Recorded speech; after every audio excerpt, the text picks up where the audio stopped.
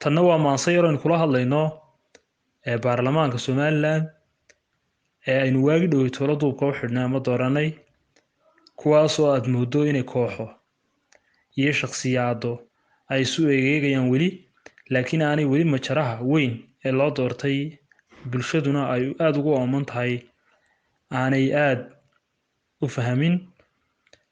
taasoo aynu ugu nasteexaynayno wax sheeg iyo waanana aynu ku siinayno waxay odhanaysaa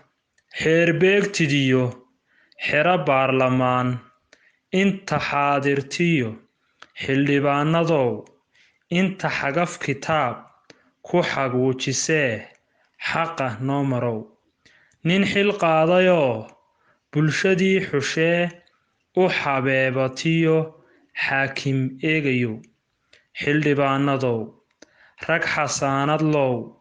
kolba koox xasarad isku soo xushoo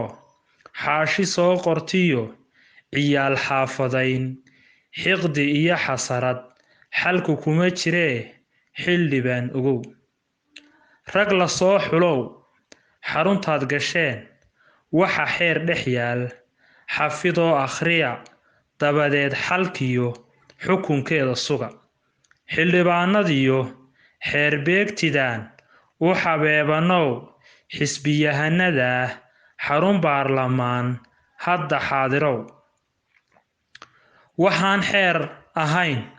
annagaa xaqliyo qayliya xasarad hebel kala xumee isxifaaladayn